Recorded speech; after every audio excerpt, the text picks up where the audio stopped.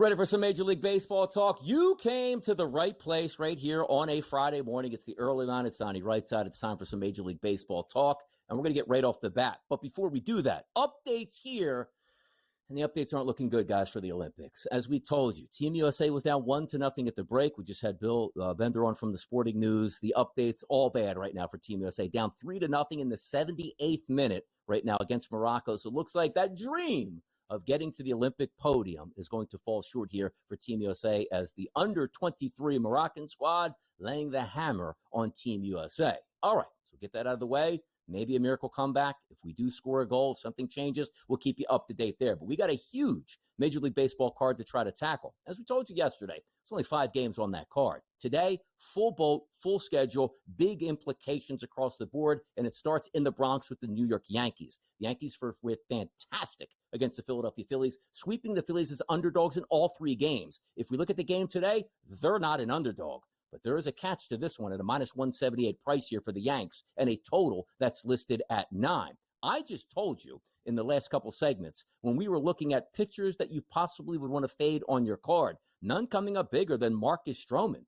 131 xFIP minus number, an ERA over 5 over the past 60 days, and a high xFIP number coupled with a high Sierra price. So if we look at the matchups here coming into it, Toronto's sort of woken up a bit, particularly with Vladimir Guerrero Jr. He has been nothing short of sensational as of late. But Stroman, last 30 days, 84 batters that he's faced. Take a look at the ISO power number, a 276, a weighted on base percentage, 439 against. And this is an equal opportunity chance. So many times we see these high numbers and go like, oh, Donnie, it's only right-handed batters getting the best of them. It's only left-handed batters getting the best of them. Not the case. Lefties, a 250 ISO. Righties, a 312 ISO. That doesn't pan out all that well. Now, if we are looking at conditions at Yankee Stadium tonight, there is some rain and thunderstorms in the forecast. Guys, it's really muggy on the East Coast.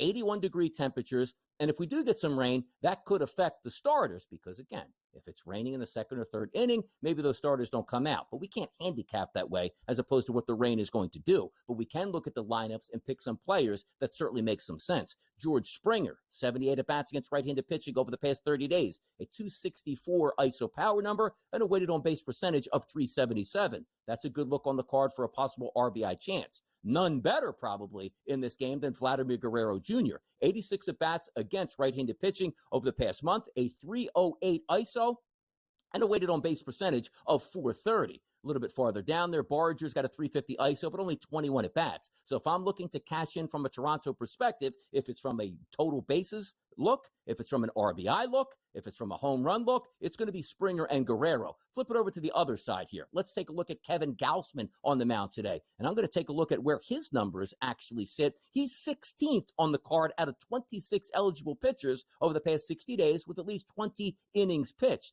His numbers come in at an xFIP minus number at a 104, much better than Stroman's 131. But here's the caveat. I just told you maybe 2, maybe 3 batters in that Toronto lineup that possibly could do damage against Marcus Stroman, or at least have the numbers to do damage. You look at that Yankees lineup, there is a lot to love on that card today. However, you look at Gaussman, decent numbers. Let's take a look at those non-analytical numbers with ISO power and also weighted on base percentages. His last 115 batters that he's faced over the past 30 days, how about a 112 ISO power number? How about a weighted on base percentage of 251? A strikeout number to left-handed batters at 28%. Keep in mind, Gaussman is a right-handed pitcher. But when you look at that Yankees lineup today, due to leadoff is Alec Verdugo. Take him out of the equation.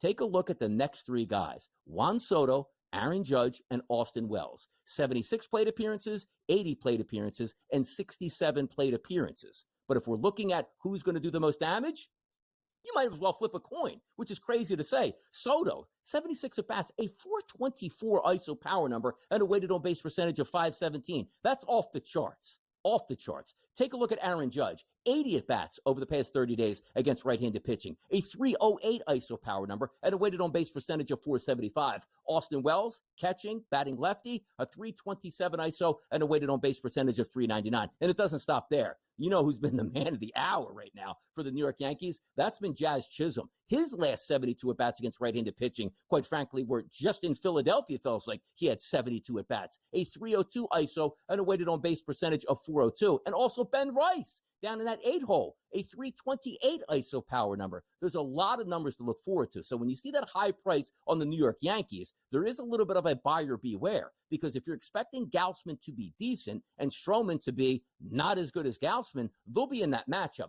Do I love the side per se? No, I don't. But I actually think there's more of a chance for runs in this game than not, because the Yankees are coming in absolutely red hot at the plate, and Gaussman not home. He is on the road in a true hitter's ballpark. And again, these heat, muggy conditions, that's certainly something to keep an eye on here. Let's keep moving down the list as we go.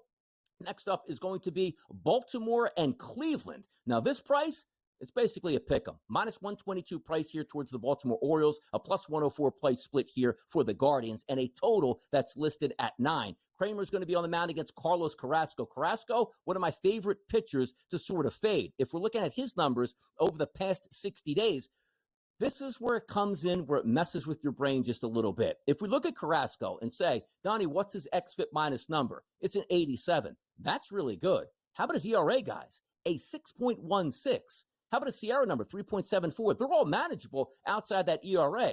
So you might be saying he's getting just a little bit unlucky. But then when you get to the team he's playing, which is the Baltimore Orioles, and how they hit against right-handed pitching, sometimes this is going to mess with you a little bit. And also, Carlos Carrasco, over the past 30 days, take a look at this.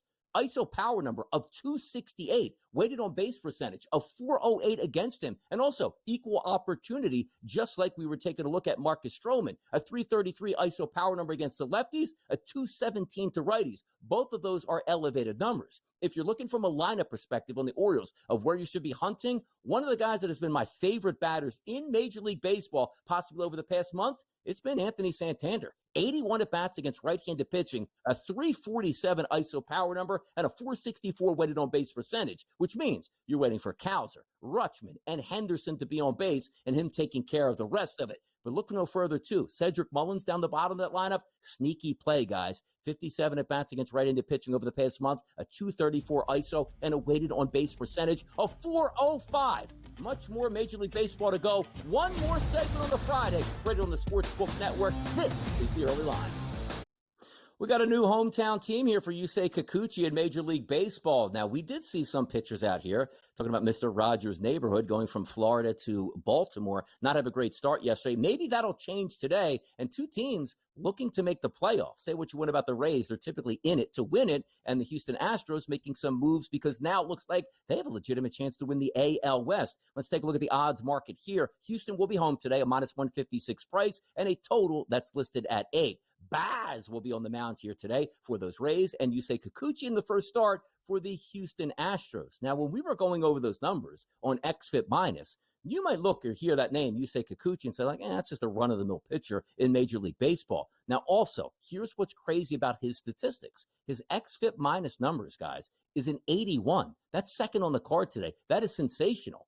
He's got a 6.20 ERA. It's just like these numbers don't make sense. So the eye test isn't matching up with what actually analytically is coming back for us. He has a very good XFIP number, a very good Sierra. The only thing bad is the ERA overall himself. But also, if we're looking at the past 30 days, 122 batters that he's faced, maybe he is getting a little bit unlucky because ISO power numbers are 171 to lefty and righties combined, and a weighted on base percentage of 344. Those are basically average numbers. But here's the issue that comes up so many times. If you do have a pitcher that you feel is susceptible, and if you just look at ERA at 6.20, which I don't, you're looking to fade Kikuchi. But what is that offensive lineup on the opposing team going to do and how they fare against, let's just say, left-handed pitching? Well, let's find out right now. The Tampa Bay Rays, last 30 days, abysmal against left-handed pitchers. If you're looking at Yandy Diaz, who's going to lead off, only 17 at-bats he's had over the past 30 days against lefties. Look at these numbers. 562 ISO, 669 weighted on base percentage, crushing the baseball. Maybe he can be on your card,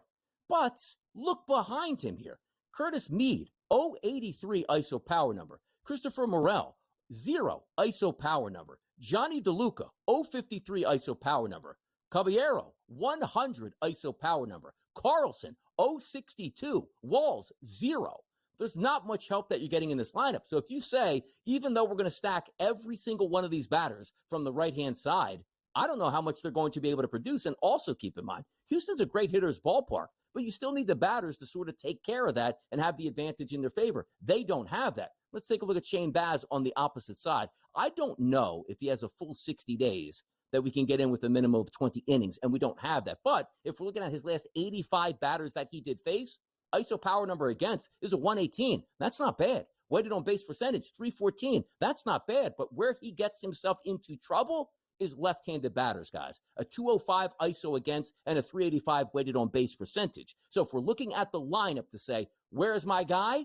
Usually it's going to be Yordan Alvarez. But at this point right now, 50 at-bats he's had against right-handed pitching over the past month as a left-handed batter, he's only got a 119 ISO power number. That's well below the average. He does have an average weighted on base percentage, but to be honest, I look at this game overall myself and say it probably leans more towards the under than it does an over, just because of that matchup from Kikuchi, the left-handed pitcher, pitching over to the Rays at that point. All right, let's skip down a couple here and have some fun, because you know me. I'm a Philadelphia Phillies fan.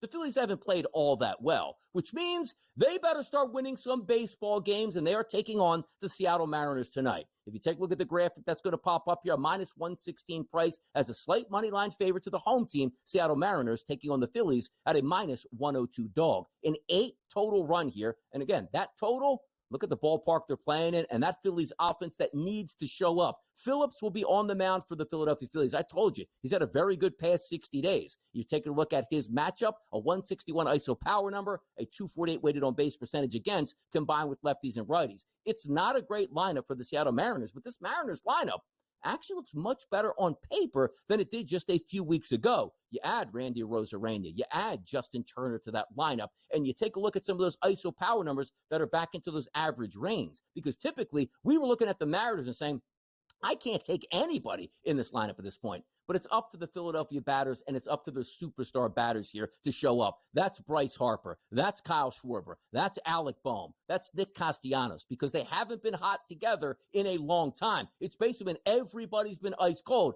but they're going to take on Brian Wu tonight, who is susceptible to left-handed batters. And we'll see if guys like Bryce Harper and Kyle Schwarber can make a difference tonight. I would love to sit back and say the Philadelphia Phillies are going to win this game easily. I just don't know if that's the case. They just haven't gotten it together. But a huge Major League Baseball card. By the way, I'm going to be on Moneyline coming up next to continue all this great baseball talk. But what a fun 3 hours. This was a Friday that we got you ready for everything you need to know that's going to take place this weekend, from baseball to the Olympics to everything else. Ton of great guests. Joe Ranieri was a co-host. Thanks to him a lot for helping us out. We will see you Monday for another edition of The Early Line.